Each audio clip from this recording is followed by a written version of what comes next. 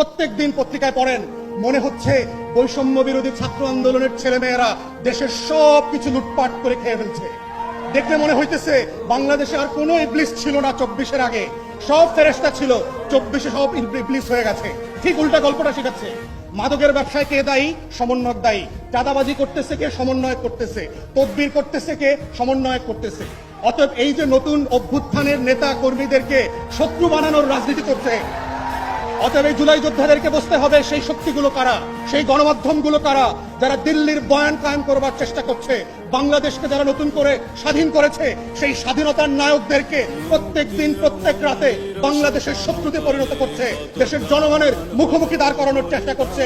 এই দিল্লির বয়ানটা বোঝা আজকের জুলাই যোদ্ধাদের জন্য অতীব জরুরি। এবং এটার মধ্য দিয়ে হচ্ছে আপনি নাগরিক হবেন, এটার মধ্য দিয়েই হচ্ছে বাংলাদেশ রাষ্ট্র আগামী দিন টিকে থাকবে কিনা সেই টিকে থাকার শর্ত তৈরি হবে। এবং সেই শর্তের ভিতরে শুধু বিদেশি শত্রু না, কারা কারা আজকে বাংলাদেশে মৌলবাদীদের উত্থানের গল্প শোনাচ্ছে, জঙ্গি উত্থানের গল্প শোনাচ্ছে। এই গল্প তো আমরা 2001 থেকে দেখেছি, যে এই গল্পগুলোর মধ্য দিয়ে আমার মাদ্রাসার ছাত্র আলেম ওলামায়ে কেরাম বিরোধী দলের রাজনীতিবিদদেরকে গুম করার, খুন করার, আয়না ঘরে নেওয়ার বৈধতা তৈরি হয়েছে। যেই গল্পের মধ্য দিয়ে জিয়া পরিবারের সদস্যদেরকে গুন্ডা বানানো হয়েছে, চোর বানানো হয়েছে, হাওয়া ভবনের নাটক তৈরি করা হয়েছে। যেই গল্পের মধ্য দিয়ে জাতীয়তাবাদী দেশপ্রেমিক শক্তিকে কিভাবে একের পর এক মিথ্যা মামলা দিয়ে বাংলাদেশের রাজনীতিতে নাই করে দেওয়া হয়েছে, এই গল্পটাও আপনাদেরকে বুঝতে হবে। বুঝতে হবে গত 53 বছরের রাজনীতিতে নাটক, সিনেমা, গল্প, গান, ফিল্ম, ফটোগ্রাফি সবকিছুর মধ্য দিয়ে দেশপ্রেমিক মানুষদেরকে অপর করার চেষ্টা করা হয়েছে।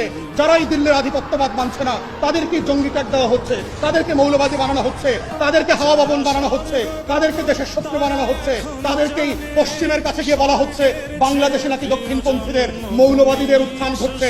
এই চক্রান্ত হচ্ছে দিল্লির আলাপ এবং কলকাতার বয়ান।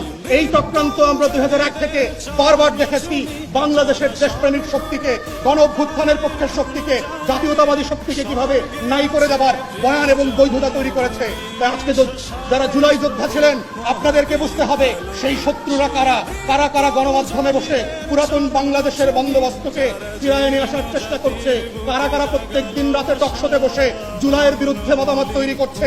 আগেই তো বেশ ভালো ছিলাম, এমন দেশ কি চেয়েছিলাম যেই দেশ আমাকে দিল্লি থেকে নতুন করে স্বাধীন করেছে। অতএব সেই বাংলাদেশটা কোথায়? সেই বাংলাদেশটার আকাঙ্ক্ষাকে নতুন করে ধারণ করবার জন্য সত্য আইডেন্টিফাই করা খুবই জরুরি। এবং তরুণদেরকে, শিক্ষার্থীদেরকে, তরুণীদেরকে, যারা শহীদ পরিবার, আহত পরিবার আছেন, আগামী দিনের বাংলাদেশ থাকবে কি থাকবে না, এটা সত্য হচ্ছে সেখানে।